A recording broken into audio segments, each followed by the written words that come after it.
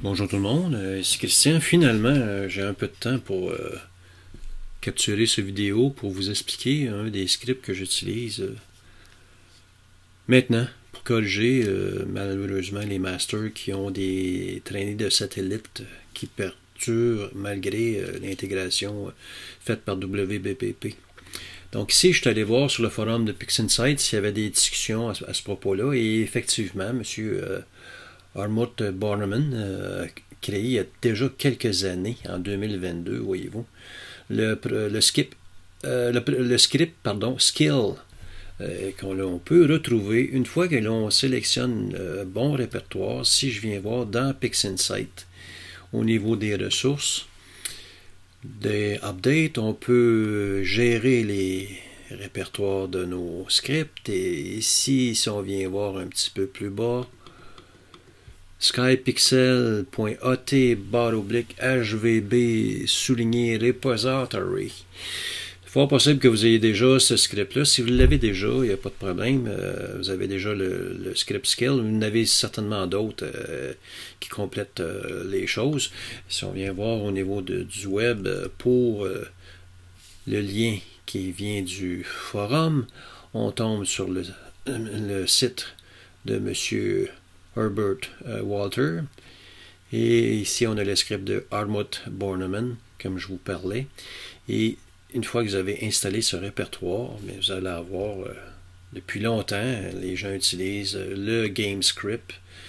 Il y en a d'autres qui ont été inscrits par CT Astro, que je préfère. Et par contre, vous avez ici, dans le bas, le script skill, qui nous aide à éliminer les traînées d'étoiles, mais c'est une manipulation manuelle. Je vous donne un exemple. Ici, j'ai un répertoire où, à travers Blink, j'utilise toujours Blink pour valider mes captures. Et par la suite, je fais une analyse encore plus poussée, vous allez le voir. Ici, je vais activer la vidéo ou la lecture rapide entre mes cadres, et on peut très bien voir que j'ai des captures avec des traînées de satellites plus ou moins proéminentes. C'est assez surprenant. La façon que moi je fais, à travers mes répertoires de mon ordinateur, je peux me donner des bulles d'informations pour savoir lesquelles qui sont à travailler par rapport à d'autres. Et ici, je vais prendre ces premiers subs-là, je vais les activer dans PixInsight pour vous montrer la façon de travailler avec le script Skill. Ici, je viens agrandir au maximum. Je fais un étirement ordinaire et un étirement prononcé. Et on peut voir ici une traînée. Je ne sais pas si vous la voyez. Je vais changer mon STF pour que ce soit encore plus visible pour vous. Oups, je m'excuse. Je vais augmenter le contraste. Et on peut très bien voir, YouTube devrait vous le rendre, on a une traînée qui s'active. Donc, lui, je vais le minimiser pour le moment. Je vais aller voir l'image numéro 7 pour voir si j'ai une traînée de satellite aussi. On est très marqué en bas à gauche. Si je viens voir mon image numéro 6, un autre qui est très prononcé à la droite. Si je viens voir ici mon image numéro 4, je semble avoir une image qui est sans traînée de satellite. Donc, ça va devenir mon image de référence, l'image 01 que je vais déplacer vers la droite. Et que si je viens voir mon image numéro 8, par exemple, je viens au niveau des scripts, utilité, skill. On va choisir notre référence qui est l'image numéro 1. On va agrandir notre fenêtre de ce script et on va aller dans une échelle 1 pour 1. C'est recommandé selon M. Bornemann. Et je vais ici me déplacer vers la droite afin de voir le début de mon tracé de traînée de satellite. Je vais additionner une courbe, un track. Je viens cliquer. Et au bas de mon image, je clique une deuxième fois. Je me déplace vers la droite pour pouvoir faire la suite. Au tout début, je diminuais mon image et je faisais tout le cadre d'un coup. Mais il y a des traînées de satellites qui courbent un peu selon la capture et selon si vous êtes près du méridien ou ailleurs dans votre ciel céleste. Donc, moi, je vous recommande très fortement d'utiliser la méthode qui est un petit peu plus lente, mais avec un ratio de 1 pour 1, vous allez avoir une définition qui est encore supérieure. Et très souvent, lorsqu'on fait une recherche comme je le fais présentement, on va apercevoir d'autres traînées qui ne sont pas nécessairement visibles avec un STF de base, ou même certaines fois prononcées. Ici, je termine. Je peux revenir à une échelle qui est plus petite. Et ici, on a un bouton de prévisualisation pour une largeur de 10 pixels. On voit très bien la traînée. Et on a notre image à l'arrière. Je vais l'exécuter. Et on peut voir à travers la console le travail qui se fait. Maintenant, quand c'est marqué Close Mask Image 08, on a déjà terminé. On peut faire une sortie du script parce qu'on est pris dans le script.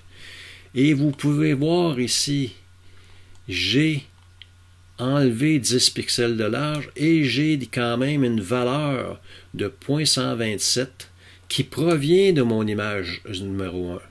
Donc, lorsque je vais faire l'intégration de cette image-là, je vais avoir une moyenne qui est beaucoup moins impactée parce que j'utilise le rendu de mon image de référence, mon image 01. Il ne faut pas oublier ici de sauvegarder notre image avant de faire la compilation par WBPP. On va faire un autre exemple, l'image numéro 6, par exemple. On voit très bien ici qu'on a une traînée d'étoiles assez massive. Je retourne dans le mode Script, Utilities, Skill. On fait un agrandissement.